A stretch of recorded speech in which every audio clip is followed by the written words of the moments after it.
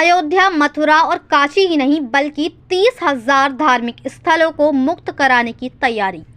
उत्तर प्रदेश के जनपद मुरादाबाद में अंतर्राष्ट्रीय हिंदू परिषद राष्ट्रीय बजरंग दल ने 8 फरवरी को हुई घटना के विरोध में ज्ञापन जिलाधिकारी के माध्यम से उत्तर प्रदेश सरकार को दिया है और ज्ञापन के माध्यम से मांग की है कि पुलिस प्रशासन पर पथराव करने वाले लोगों पर राष्ट्रीय द्रोह का मुकदमा लगाया जाए और जिस घर से पथराव किया गया उन सभी के घरों पर बुलडोजर चलाया जाए।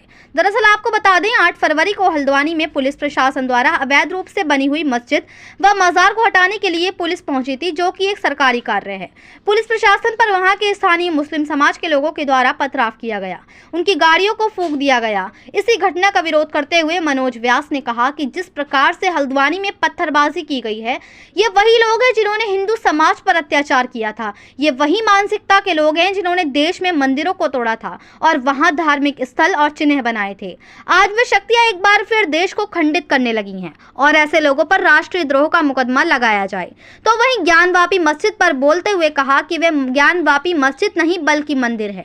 आज एसआईटी की रिपोर्ट में यह साबित हो गया है कि वे मंदिर है और जिस प्रकार राम मंदिर साक्ष्यों के आधार पर हमें मिला है, इसी तरह से ज्ञानवापी मंदिर हमें मिलेगा और हम दर्शन और पूजा की भी अनुमति हमें मिल गई है। इस देश के अंदर 3 नहीं 30,000 ऐसे धार्मिक स्थल हैं जिनको तोड़कर मुगलों ने अयोध्या, मथुरा और काशी में मस्जिदों का निर्माण किया था।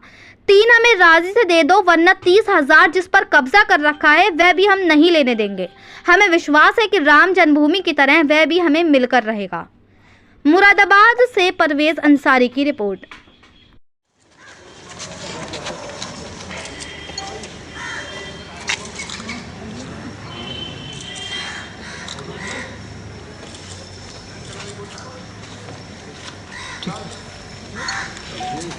ज्ञापन है, ऐसा लगने लगा है देश के अंदर वो शक्तियाँ जो 1947 के देश को बंटवारा करने के लिए जो काबिल थी, सक्रिय हो गई है।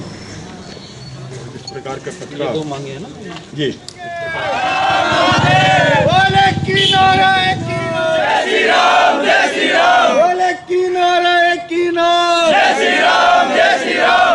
मनोज व्यास मेरा नाम है और मैं अंतर्राष्ट्रीय हिंदू परिषद का क्षेत्र का महामंत्री हूँ।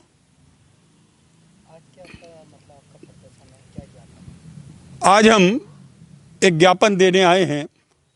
8 तारीख को जिस प्रकार से हल्द्वानी के अंदर सरकारी मशीनरी अतिक्रमण हटाने के लिए गई थी और जिस प्रकार का वहाँ पर एक वर्ग विशेष के द्वारा, क्योंकि एक मस्जिद को और एक मदरसे को जो अतिक्रमण यानी कि सरकारी ज़मीन पर अतिक्रमण करके बनाए गए थे, उनको ढाने गई थी और जिस प्रकार से वहाँ पर नंगा नाच हुआ है, जिस प्रकार से वहाँ आगजनी की गई है, जिस प्रकार से वहाँ पत्थरबाजी की गई है, जिस प्रकार का वहाँ वातावरण बना है, ये याद दिलाता है कि हम लोग 1947 से पहले किन परिस्थितियों में रहते थे।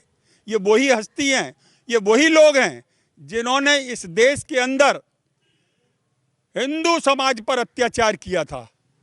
ये वही मानसिकता के लोग हैं जिन्होंने देश के अंदर मंदिरों को तोड़ा था और मंदिरों को तोड़कर वहाँ पर अपने धार्मिक स्थल और चिन्ह बनाए थे। ये वही लोग हैं जिन्होंने 1947 में इस देश के साथ ना रहकर पाकिस्तान जैसे देश को बनाया और इस देश को खंडित किया।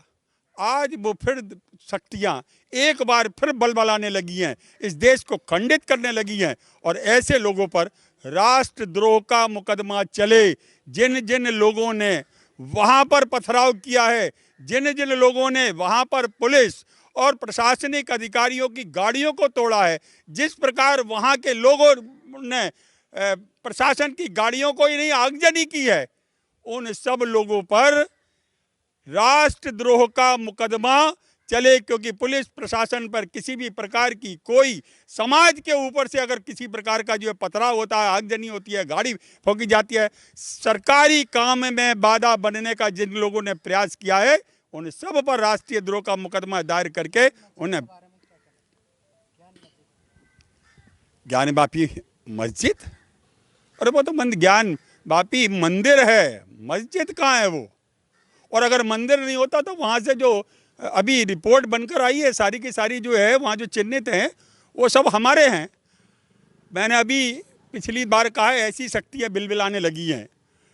आप अंदाज लगाओ कि चाहते तो जब इन्होंने तोड़ा था और तोड़ने के बाद उसी मंदिर के मलबे से उन मस्जिदों का और उनका निर्माण किया, यानी कि ये दर्शाना चाहते तो उनको हटाकर अपनी नए गारे से मिट्टी से और ईंटों से एक बढ़िया मस्जिद बना सकते थे उस स्थान पर, मगर वो चाहते थे कि हिंदू समाज यहाँ पर आए और कहे कि ये हमारा मंदिर था, इन लोगों ने तोड़ा और ये कलंकित चेहरा हम लोग जो है काला मुंह करके उनके सामने से जाते और आते रहे। आज न्यायालय निर्णय कर रहा है, ASIT की रिपोर्ट में वो साबित हो गया है।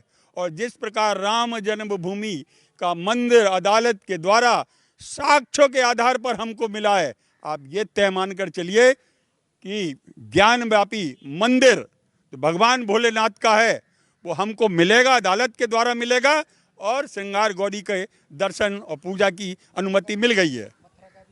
बिल्कुल मथुरा का भी है भाई। मैंने कहा 3 नहीं तो 30,000 जब आंदोलन चला था तो बिल्कुल स्पष्ट कहा गया था कि इस देश के अंदर मुगलों ने और मुगलों की औलादों ने इस देश के अंदर 3 नहीं 30,000 ऐसे धार्मिक स्थल हैं जिनको तोड़कर अयोध्या, मथुरा, काशी यहाँ पर मस्जिदों का निर्माण किया और ऐसी 30,000 और हैं जहाँ पर अपने धार्मिक चिन्ह किए।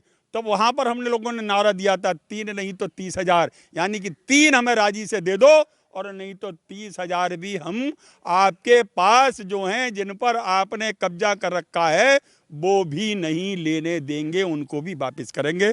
और हमें विश्वास है वो हमारी जगह हैं, राम जन्मभूमि की तरह वो हमको आज नहीं कल, कल नहीं परसों, परसों नहीं तरसों हमको मिलने वाली हैं। साक्ष्य सामने खुलकर आने लगे हैं, अदालत तीव्र गति से कार्रवाई कर रही है।